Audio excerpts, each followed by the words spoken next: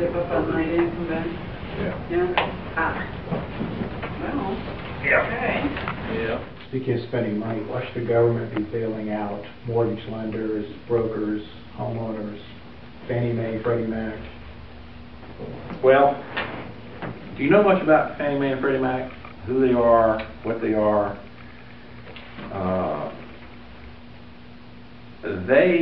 We have been working on a sort of reform of the Fannie Mae, Freddie Mac statutes for a couple of years now, and to try to figure out how they're regulated in some different way. Because they're statutorily created, but then they've transformed over the years from this government-run entity into actually it's a publicly traded companies now. So that now they're sort of this public, they got this statutory creation component to them, but they are a publicly held companies. But between the two of them, they hold about somewhere between 2/3 and 3/4 of the paper, all the home mortgages in the country. That number comes to about $5 trillion, trillion with a T. Now, we go through this cycle, and goodness knows that people in Bay County understand this as well as anybody, where we got this run up in real estate prices for the 6 or 7 years coming out of the 90s and into 2000, and then in the middle of 2005 popped and bust.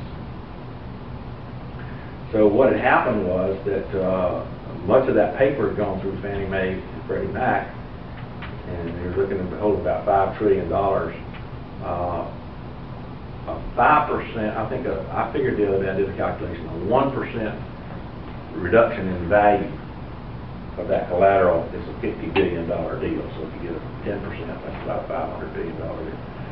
When all this started breaking, I called, I got the Blue Dog group together, and I put them in a room with some economists, and I said, we don't like this idea of bailouts. It's just kind of the sentiment you just expressed, Scott. Talk to us about what's going on here and what the implications are of this. And the economists, to a person, told us, look, you're right, it's a tough thing, but if one of these entities were to fail, or both of them were to fail, you would see something very much worse than a recession in this country. No doubt about it. It would be pretty bad.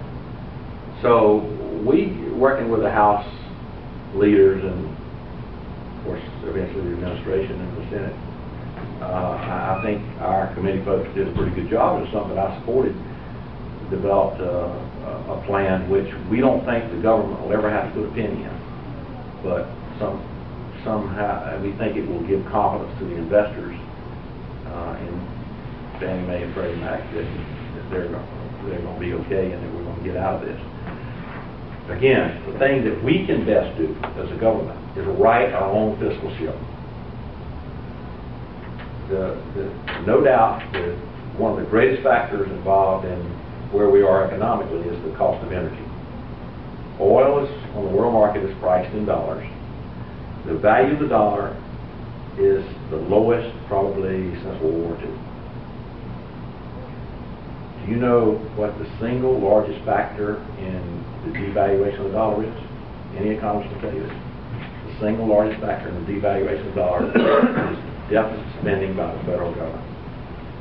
So we can directly hold ourselves accountable for this problem. And again, it's not a complicated thing. We'll get in there and do the things we're supposed to do, balance our budgets. This ship will right itself sooner or later, but it all starts with us. The deficit spending by the government is made possible by monetary inflation at the Fed. It's who's creating the money to buy the debt, largely. And of course, the fractional reserve banking system, where a dollar turns into $10. What do we do about the Federal Reserve? You probably know a lot more about that than I do, Bill. But when we go into the world capital markets to borrow money, those people are lending us their currency or their money on the basis of the good faith and credit of the United States government, and we stand behind it. So, and they'll continue to do that as long as they think that credit's good. You know, I'm not a fiscal expert. I'm not a monetary expert, so I don't know. I wouldn't want to sit here and try to pretend to be something I'm not, but I do know that in the end, you've got to have the expenditures meet the revenues. And on budget and off budget debt, according to that big old, I know you've seen it, the annual report of the United States, the Treasury Department every year, it's got the unfunded liabilities of Social Security. We're the ones that put up the money to get it published. The Yeah. Treasury Department didn't want to publish it, so you Jim get in Cooper there- and some of our Blue Dog buddies went out and got a bunch of copies and printed them and sent it out to everybody. So you get in there and you look at the numbers, yeah, you see $9-something trillion debt, but then you see the unfunded liability is more like 60 trillion. You know, it's right in the publication. Then the Fed governor a couple of weeks ago says it's more like 100 trillion. Yeah, I don't know what the number is, but it's a big number though. But it's, yeah. But the fact is that we promised the American people more than we can deliver. When do you think, I guess it's a loaded question, I mean, you're talking an on budget, the figure we know 60 trillion, which is 20 times federal revenue. It's like, you know, I make 50,000 a year and I got a debt of, you know, $1 million. It's just not gonna work. Well, it's obvious that there have to be some adjustments down the road.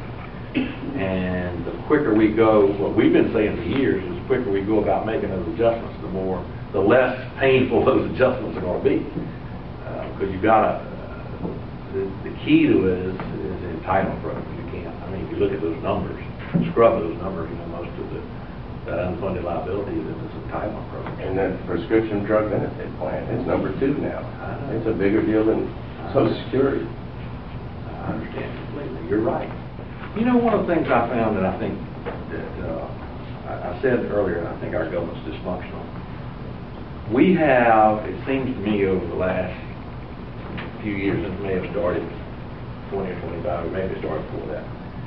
It looks like we send these people to these campaign schools, they're propaganda schools, what I call them. Send them in the front door, and we bring them out the back door, and they got their briefing book with them, and gum, and that's, they got canned answers on everything, you know.